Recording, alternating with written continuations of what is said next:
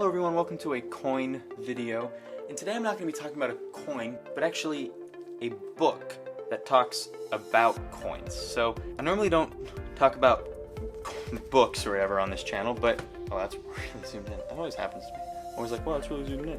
So I'm talking about the Red Book. Obviously this is a 2017, and I also have a 2016 version as well. And I probably will get the 2020 version. And they're only like $15, but there's definitely more added in the 2020 version, but it's practically the same book, just with updated prices and newer coins.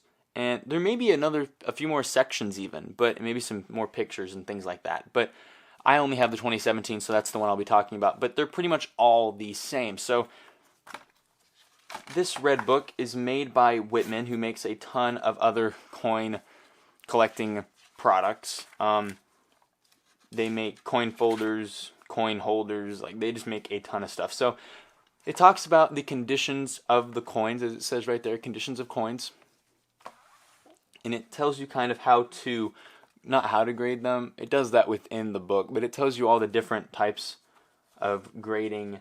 It tells you about all the abbreviations it's going to be using. And then it tells you about like the introduction to the United States coins. And this is pretty cool. Talks about like Spanish miller. Like there's a lot of history in this book. So even if you don't like necessarily collecting coins, you just like coins or whatever, and you want to know the history of coins, this is definitely a book to pick up. And it talks about how they used to cut up coins that were actually Spanish coins, Spanish American silver coins, to make change, because that's pretty much the only coin they had. So they would just make change with it. And then it talks about the beginning of the United States coins, and talks about the mint and the people, and it also talks about, it may talk about Louis Eliasberg, who was the guy who, he also has a watch collection at the, where is it, at the beginning, I think? Yeah, he had a watch collection as well, so that's what this is. He's not alive anymore, but he collected one of each type of coin, like, since the U.S. Mint began. In 1976 he finished, and he also died that year. He may have started before, but he died in 1976. So this talks about more coins. It's welcome to numismatics. People say it both ways. And then it talks about the colonial issues of coins. Talks about how much they're worth. Gives you a ton of photos. Some really, really cool stuff here. Talks about American tokens, things like that. More colonial issues. And then it talks about post-colonial issues of coins, and then contract issues and patterns, and then here we start with half cents, which is the Liberty Cap, and it tells you how to grade. So like on this or whatever, for example, talks about like if it's AG3, it's clear enough to identify. And then it says like some hair details for very good, and then for fine it's most of hair. Like, so it tells you about each coin, how to grade it. And obviously, just because you use this book does not mean it's 100% correct, but you get pretty close. So it talks about half cents, large cents. Talks about small cents, which started with the Flying Eagle. Here's the Flying Eagle, and it tells you what years it was produced. Tells you a little bit of history. Talks about how the large cent and the half cent kind of like stopped being made. Kind of says why. Talks about all of the different types of pennies: large date, small date, zinc, copper. Talks about the Lincoln bicentennial designs, the shield. Then there's 2 cents, 3 cent pieces of silver, 3 cent nickel pieces, and then the 5 cent, which is the nickel. And then talks about all of the nickel stuff. So you got the shield, the Liberty head, and then you got the buffalo, and then it talks about like the different buffalo with the raised ground, and then the normal, which is the second variety, and it goes into excessive detail. And then it also talks about half dimes here, shows you differences, talks about regular dimes as well, and just tons of information. The new quarter dollars, and then we go into half dollars, and just a lot of photos telling you about different designs, the different mistakes, how much they're worth. And it's so in depth, it's insane how in-depth this is. Like, I just wonder how many people work on these books. Now there aren't as many, but for the first one, there had to have been a lot, because they had to collect a lot of information. And then the Franklin, and then it also talks about the Kennedy, and then we go into silver dollars, and we talk about the first silver dollar, which was the flowing hair one. And then it tells you how many were made. There's a mintage number, and which is really cool. Tells you how much, like some of the early ones, it's like how much were sold at an auction. This one was sold for 1,207,500, and this next one was sold for 10 million. And it tells you kind of like where the auction is and cool stuff like that, and really close-up pictures. And yeah, just a ton of information. And then you have the Morgan dollar and Eisenhower, presidential Native American, Sacagawea. And then it also talks about gold dollars, which is pretty cool. So if you just want to be, if you either want to buy gold dollars, you can kind of see how much they're probably going to be priced, and they're really not cheap at all, but they're pretty cool. $3 gold pieces, half eagles, which are $5. Talks about all the different types of gold ones and years and stuff and variations. And this is a whole page just of prices. There's not even any pictures or anything. It's just strictly all for this one right here. That's all this.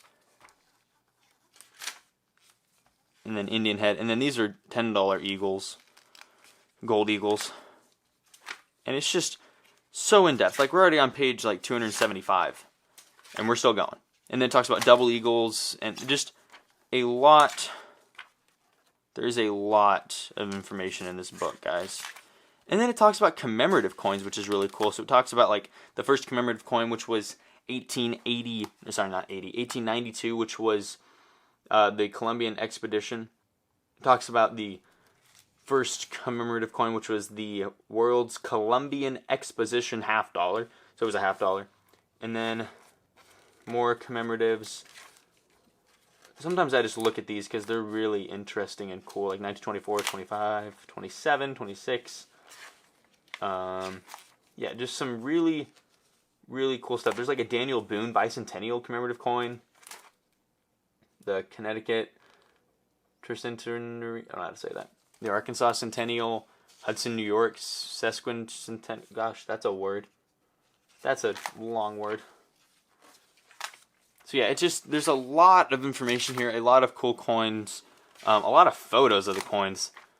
Like here's some like Olympic commemorative coins. I actually have this one. And it is really cool whenever you have some of the coins. So like I have, where'd it go? I have this coin right here. Like that's the same coin as that. It's a lot more shiny, but that's just because that's the design. But yeah, it talks about how much it's worth or whatever, and this says it's like $12. I got this for like, actually, this would be, yeah, so I think this is proof, which is weird because there's not one listed, so I guess it's, I don't know. But I got this for like $12.50 at a coin store, so I got it a little over, but still. Actually, this is an S. No, so this is worth 10. And still, cool coin.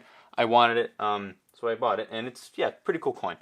But it is cool to have some of these coins in your collection. Because it's like, oh, you're like, I have that one, I have that one, I have that one. It's pretty cool. So past commemoratives, there's a really long list of commemoratives. There are a lot of commemoratives. Wow. And then it talks about proof and mint sets, which is really nice. Tells you how much they're worth. Like I have a 1976 S set, so let's find that one. 76 S, where is it? Here it is. So it's worth $8. So that's not that much, but it is cool because you can kind of see like how much your set is worth. Like if you have a 1936 set, it's worth $7,000. So that's a lot. Special mint sets. Silver bullion. It talks about bullion. The America the Beautiful Silver Bullion series, and then dollar silver eagles. They still make these now. Talks about even new ones. anniversary sets, and then gold bullion, platinum bullion.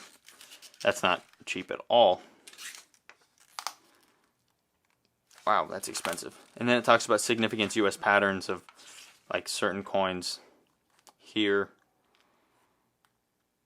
which are, this is a really cool space. You should just be able to look at like a ton of different coins. More gold. That's a weird shape for a coin. What else? I know there's a little more.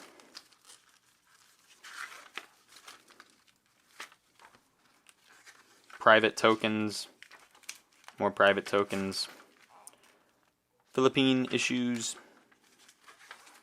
Alaska tokens, and then there's like missed strikes and error coins that it talks about, bullion values, top 250 US auction prices. This is a pretty cool thing to look through. It's insane how much people pay for coins, like at auctions and stuff. Modern US mint, gold and silver, metals, talks about metals. The metals are really cool. And then it has an index, obviously. And so yeah, definitely a lot of good stuff in here. Talks about silver, gold, clad coins. It doesn't talk about paper currency, but I believe they may have another book. Whitman may have another book for that. But yeah, it talks about prices, how many were minted, a lot of stuff. And I'm also really glad it does include commemorative coins, because I really love this coin right here. It's just really nice and shiny, and it's in like its own container, which is really nice, so it doesn't get like smudged or anything. But yeah, I would definitely get this book if you are a coin collector, and even if you're not, if you just like history, I would definitely pick it up, because there's a lot of history that it talks about each coin and why they started producing it, or why they changed the design, or what error was. Sometimes they even say like, oh, this year is fake because some dude like made it at the US Mint but illegally, and like there's a 1913 Liberty Head V nickel, and it talks about how there was 5 of them that this one dude made counterfeit so that he could sell them a lot. It's because there weren't any other of its kinds. Like they were from Denver, I think, and they didn't make 1913 Ds. Maybe it was blank, something like that. And he ended up like getting caught, obviously, and they actually have all 5 of them. But if you have them, they're not actual US currency. It's really weird, but it's cool though. So it talks about that in the book. It's really nice. So yeah, that's pretty much it for this video, though. That's pretty much the whole entire overview of the official Red Book by Whitman. Most likely you'll get the newest edition, but it's pretty much all the same. There may just be a few more updated facts, maybe a few more photos, maybe a few more detailed descriptions of the coins, but pretty much all the same. So I'm going to link to the 2020 edition in the description below, as well as my other coin supplies that I use regularly. But yeah, if you have any questions about the book or anything else coin related, go ahead and comment below, and me or one of the fellow coin community members will try to get back to you on that. But yeah, thank you guys so much for watching. If you liked the video, click the thumbs up, and subscribe if you haven't. Hit the bell to be notified whenever I post a new video. And thank you guys again so much for watching. I really do appreciate it, and as always, keep on collecting.